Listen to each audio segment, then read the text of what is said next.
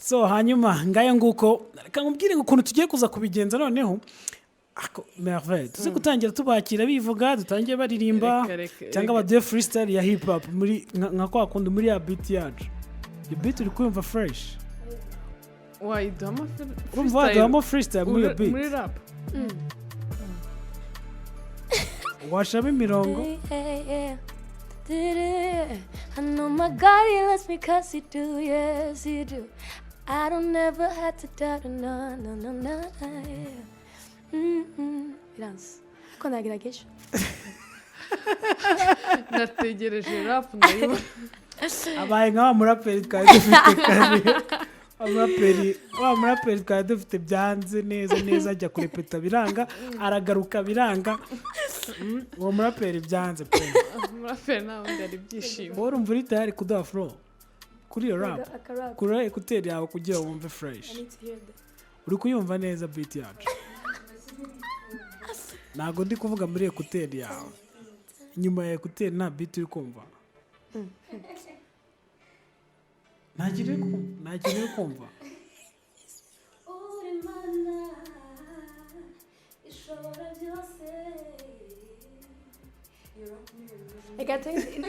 izo rap zacu biragoye cyane kugira ngo umuntu umukure mu njyana ngayo nguko ngewe umaze amasaha ari ubwo tumaze iminota ingahe turi mu kiganiro isaha yose nari muri repetition byanze byanze kabisa hanyuma reka tuze kubakira murabanza muririmbe indirimbo imwe hanyuma muze kutubwira abantu turi kumwe ni bande muri studio wowe udukurikiye kuri Radio Authentique cyangwa se abari kuri TuneIn abanyize ndetse no kuri Zeno mwese mwe muri tayari kutubwira abantu turi kumwe ni bande bagiye kuririmba nyuma yo kuririmba turakira telefone eshatu mutubwire abantu turi kumwe ni bande muri tayari twagiye gitariste ari fresh twagiye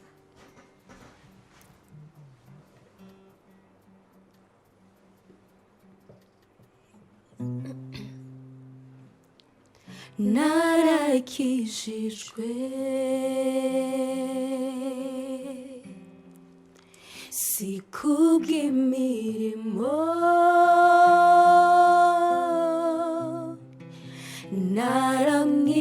naramwizeye Kristo nuwanje ndamahoro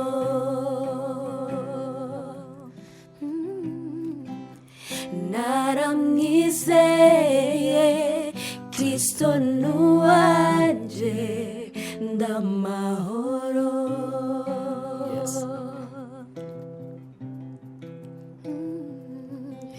nizera ko wambaye umubiri nizera na wa musaraba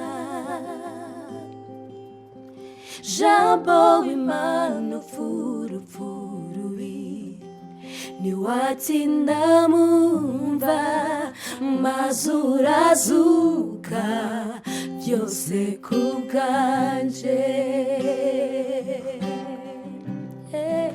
niwatinda mumva mazurazuka byose kubwanje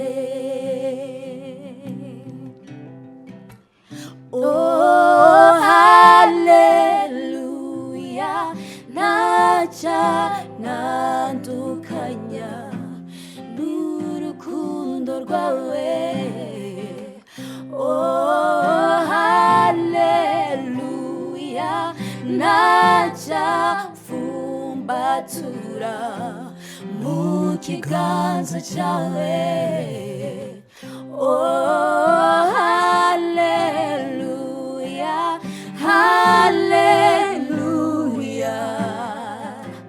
narakishijwe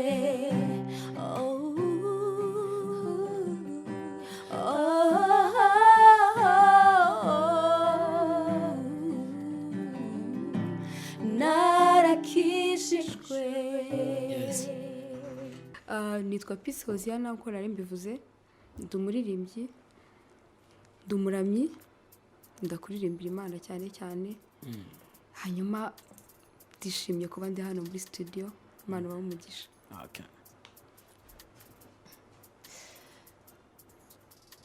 ni wowe ugezweho. Amazina yanjye ni Keila Gahimbare. Nanjye ndi umuramyi, upcoming gospel artist. Yeah. Tubaye ikaze. Murakoze cyane. Peace, ubushize hari bande yageze hano sinamubonye kubera iki? Yari yakwebye buriya. Kuki wadukwebye ubushize? Abaje kuri ya bandi ni Yohana 3:16. Icyo gihe ntabwo nari meze neza. Isa isaseka. Isa kigusekeje ni. Je niko sibyo zina. Peace nagaje ni Yohana 3:16. Je rero niko mbita. Yego niko Yohana 3:16. Ushaka kwita uko ushaka nta kibazo cyose biyemewe. Wowe tini G3:16. Ni hatari. Yari ibintu biba bikomeye. Ubushize ntabwo nabakwebye ahubwo nagize ikibazo nasaraye yego. Ariko nabakurikiranaga. Nari nasaraye. Tubwira udushya tubiri twabayemo niba waradukurikiranye. Siko navuga ngo nutuye dushyara. Nimba nta nicyo wumva nta kibazo. Gusa nuko ikiganiro cyaranejeje. Hanyuma Peace tugwa ikaze uyu munsi. Murakoze cyane. Peace wagiye muri East Africa Got Talent, right? Yego. Tubwire iyo experience yari imeze gute? Experience nahakuye numva iriya irushanwa rifite umwanya munini. Navuga ngo ni platform nziza nabonye. Nagize amahirwe yo kugera hariya. Ikindi cya kabiri nahuye n'abantu batandukanye. Urumva harimo impano zitandukanye, harimo ababyinnyi, harimo abaririmbyi, harimo aba acrobat, harimo impano nyinshi. Rero kubona chance yo guperforminga muri izo mpano zitandukanye gutyo amahirwe akomeye. Wakuriye iyi experience? Urumva namenyanye n'abo bantu bose. Urumva bose turaziranye. Yego. Okay. Mwamwumvishe Peace kina enjoyinga nuko menyana n'abandi bantu. Oya. Hanyuma ujya ngije no ubivuze. Ntabwo nakarangije. Kwakoje experience ko tubwiye ko ari ukumenyana n'abo. Hanyuma reka twikomereza kwa Keila amakuru yawe. Ni meza cyane. Meze neza. Fresh. Icyambere uri buze kutubwira Keila ari Kigali kuva ryari? Kuva le 5 février. Yeah. Kuva ku itariki? Le 5. Tariki 5 z'ukwezi kwa kabiri. Yes sir. Hanyuma Keila nihe gahunda uvuga uti jewe yankuye mu rugo njya kuri airport fata indege ndaza? Gahunda kaje ni akazi nyene k'imiziki ni ama projet nanzanye ngaha. Angana nka gute? Abiri. Maprojet abiri, indirimbo zibiri na video shooting zibiri. Umaze gukora zingahe? Maze gukora indirimbo zibiri, hama video shoot imwe, hama indi video shoot nzoyikoreje. On Monday. Hanyuma mwamwumvisha nawe ni Keila. Mwibutse iki ngiki nimba udukurikiye ushobora kujya kuri Facebook yacu ni Authentic Radio. Hanyuma aho ngaho ukadusigira ubutumwa bugufi ku bifuza kutwandikira kuri telefone bisanzwe ni kuri 0787223224. Nuza kunyura kuri YouTube uze kwandikamo ngo byishimo Espoir then subscribing aho ngaho uraba uri kumwe natwe 5 uza kubona ukuntu Keila na Peace na Pro bari bameze. Hanyuma muze kongera mu dini ndirimbo imwe kugira tuze kuganira mu kanya gakurikiraho wenda muze kutubwira Keila tubwire ku muziki we aduhe overview y'umuziki we ase no kutubwira ukuntu yahuye na Adrien Misigaro bazana ni Kigali. Ni byinshi tuze kugenda tuganira ariko reka tuze kubanza twongere turamye Imana gatoya then tugaruke mu kanya.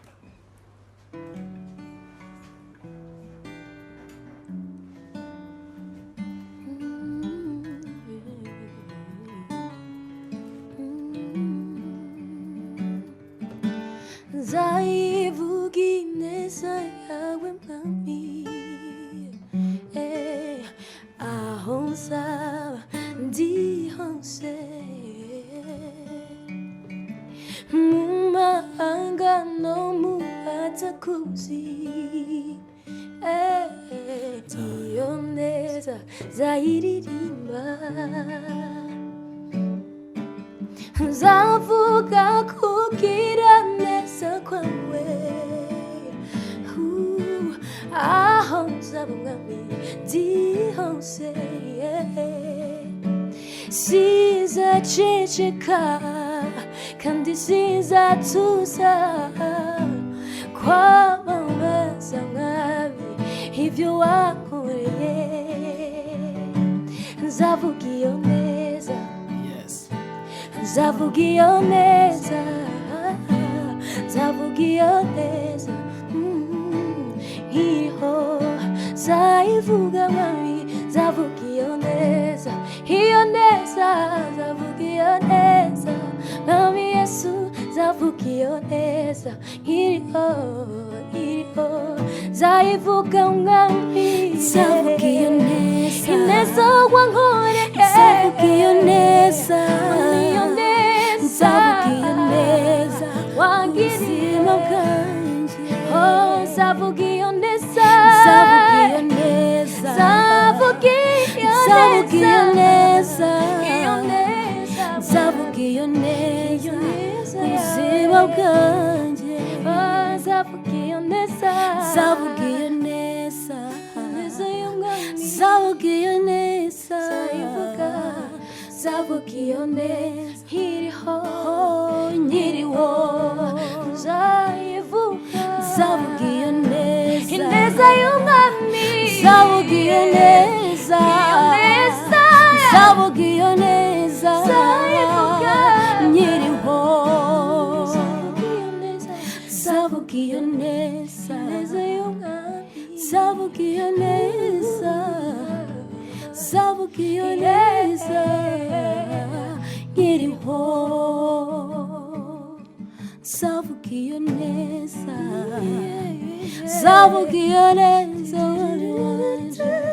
nzavuga iyo neza nkiriho nzavuga iyo neza nzavuga iyo neza nzavuga iyo neza nzavuga iyo neza nkiriho ko numvishije ijwi ryawe wasanze hari abakurenzaho nasaraye nanjye abo nanjye umunsi nasaraye ntabwo kuba warahuye na Adrien ubona byarakumariye iki mu muziki wawe uyu munsi?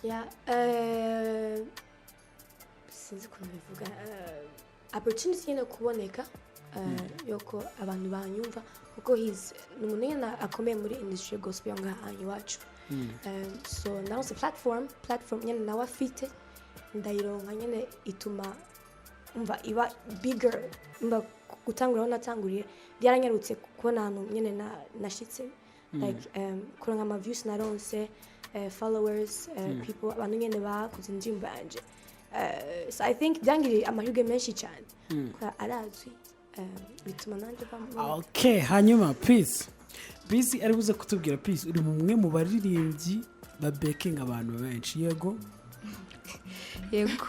naho muri iyi minsi kugira ngo uburemo Marvin na Peace ni ikibazo gikomeye.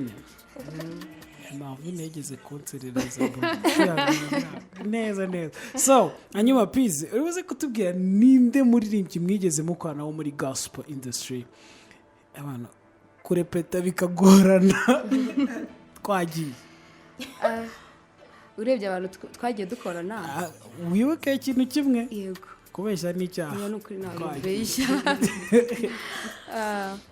kuko buri muntu wese twagiye dukorana abafite ikintu afite arusha undi niko nabyita buri wese afite akantu kihariye kuri we ushobora kuba keza cyangwa reka gato muce mu ijambo kare twahoze tubwira James twamubwira ati niba tuvuze ikintu subiza ude twakubajije ni uwuhe muhanzi byagoranye muri repetition uko bafite experience zitandukanye turabyumva ni uwuhe byagoranye muri repetition mu buhe buryo ushobora kuba kugorana hari umuntu ujya kurepeta n'indirimbo urabona twese tujya muri studio kuri recording urabizi ko nanjye ndi coding indirimbo muri studio ariko iyo mugiye gukora live mugiye kurepeta hari umuntu ubona ko byabanje bikamugora kabisa bikamugora nyine kwiyadapta kuri live music ko bigira nabi hari ukuntu umuntu aba afite amakontreta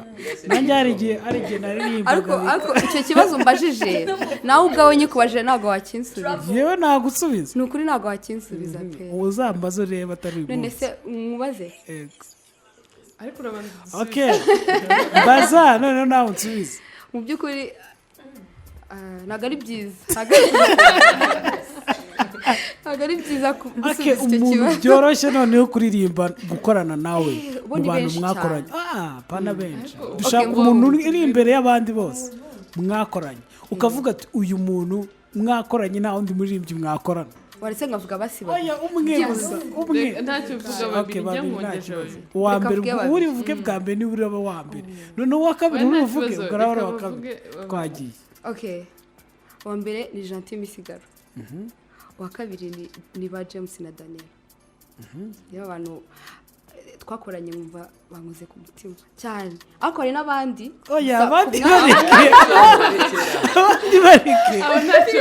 ntabwo twabavuze ikibazo kimwe uri umwe mu bantu bagendana na pisi cyane bakorana amarepetisiyo atandukanye ni iyihe defo wumva yakubonyeho ituma mu bantu babiri yakora na maju yanje ya baki bisa akarasha nimubone gute sizwe uze kwegera kuri mikrofone yawe nkarira cyane kuma backing voices yanje ari tough cyane she's really tough kuko mwarakoranye muri ya live yabaye cya gitaramo kitabashije kuba namwe mbonye ari gukora dance za atari inde Kayla wowe yarakoze right ari tough mugad it's good kuko bihananye n'ibintu byiza tuma turimba neza uyu munsi indirimbo mwarepese mukayitindaho niyihe yabagoye yihembega twaririmba iyo mwarepese mukavuga muti indirimbo yatugoye kurepeta kabisa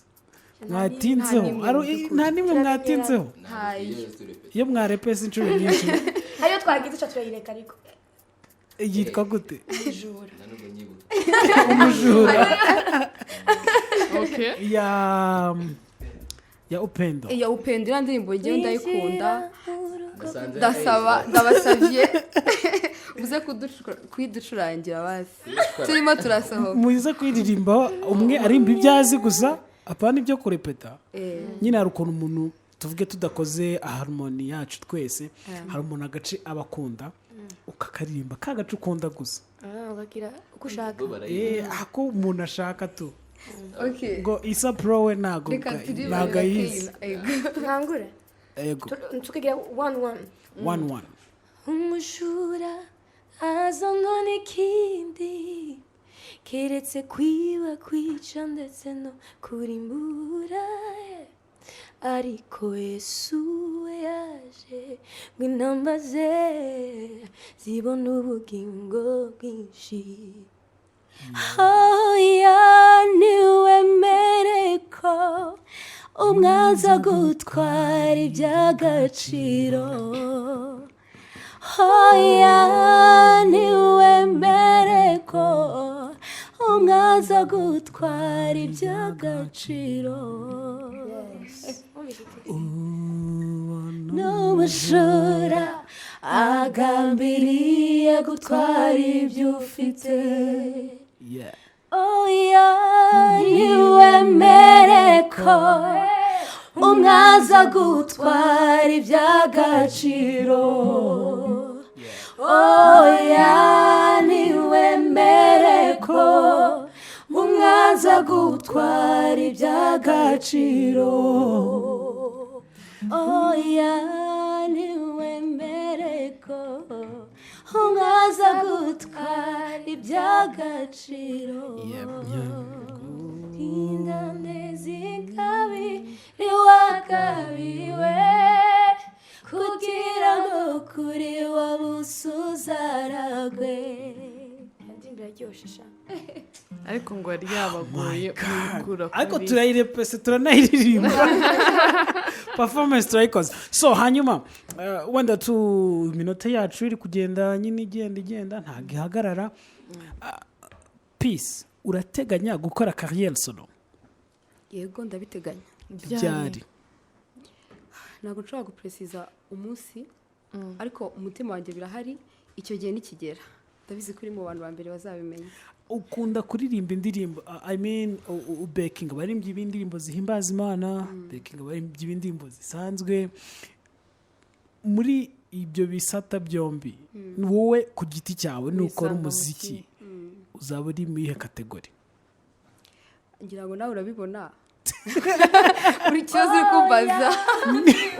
uri kumbaza ikintu usanzwe uzi kandi ubona nkunda gospel cyane indirimbo ukunda muri gospel cyane kurusha izindi indirimbo ifite igisobanuro gikomeye ku buzima bwawe indirimbo ifitanye amateka n'ubuzima bwawe indirimbo ujya wumva utajya uhaga kumva utajya uhaga kuririmba ni iyihe akenshi nkunda kumva indirimbo zo mu bitabo oya hari indirimbo imwe niyo nshaka kuvuga yego indirimbo yo mu gitabo mutabazi wacu Yesu tuje tuguhimbaza ntabwo nzi ukuntu yitwa title exactement ariko amagambo arimo nayo isapro mbabara ukore kuri iyo gitari hanyuma Peace akore mu nganzo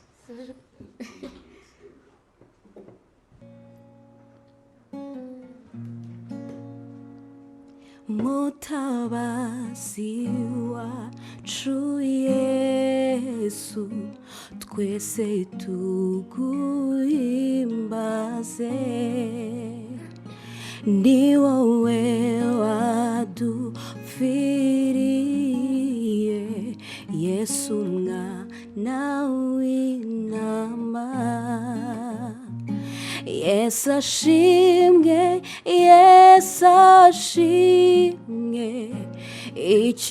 icyubahiro kibe icy'uwo mwana w'intama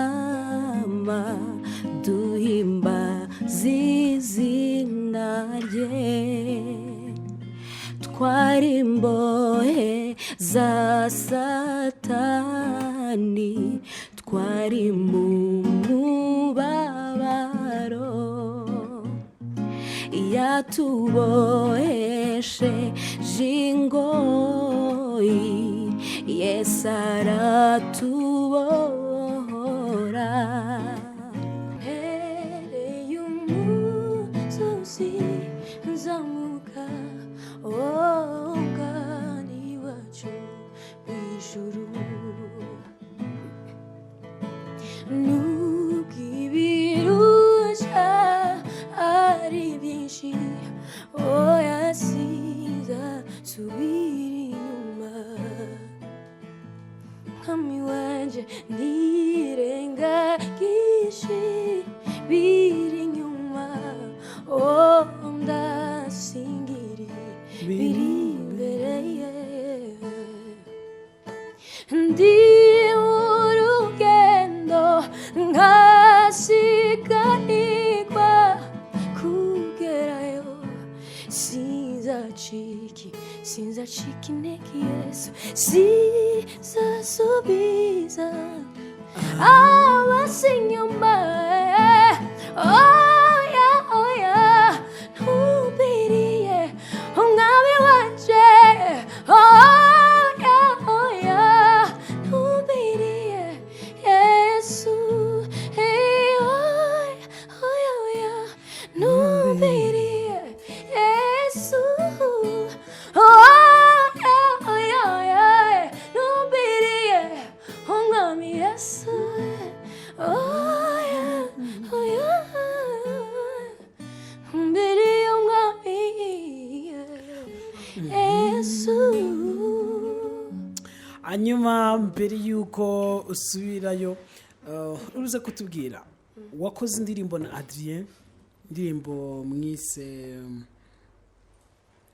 mwayise ntiwandika indirimbo ninde wayanditse hagati yanyu? So originally ni indirimbo yanjye iri mu cyongereza only English. Narimweretse and he loved it and tuyishyiramo ikinyarwanda, so acashiramo text y'ikinyarwanda. Bwa originally nyine ifise icyongereza nayanditse mu cyongereza nawe acashiramo ikinyarwanda. Wasaraye nkanjye? Sha yaheze umva ijwi ko ryagiye gose. Nagerageje ati nasaraye gose kandi je it's for real. Nasaraye. None siri buririmbe gute? Ndaririmba. Usinaje kuririmba. Hanyuma iyi ndirimbo igize gutya murayikoze na Adrien, indirimbo igeze hanze, indirimbo itanga feedback zitandukanye. Kayla, nirihe somo wakuye mu gukorana na Adrien iyi ndirimbo? Nirihe somo? It's like gute yabivuga gute? Peace. Mubwira ukuntu ayo bubita. Mubwira abyumve. In English. Somo.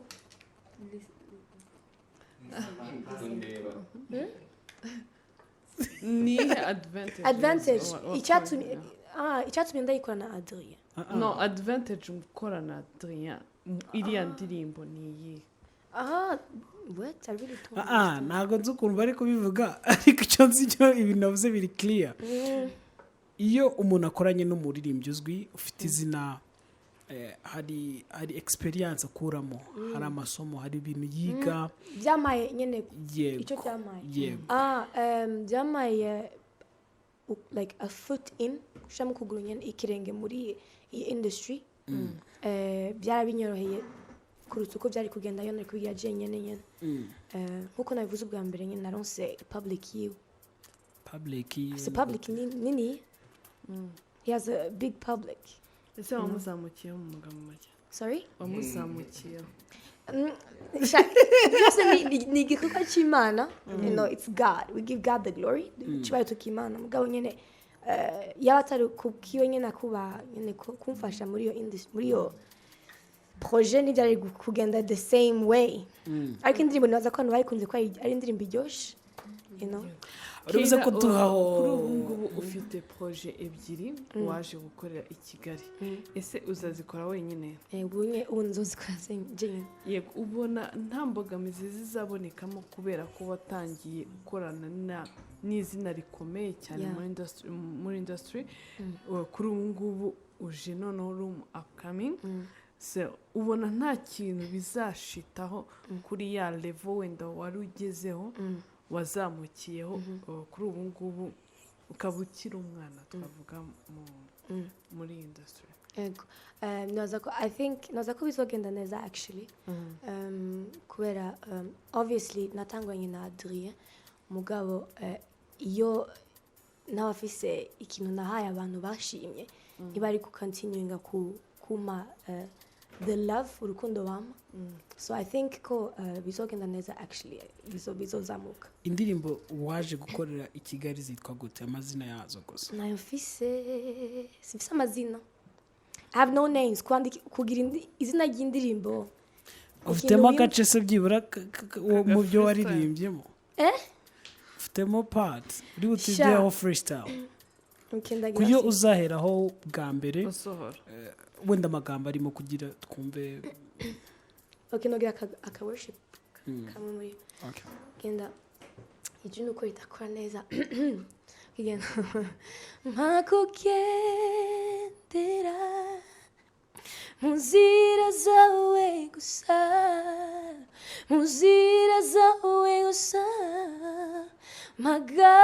magarare kumasezerano yawe kumajambo twavuganye. Yeah.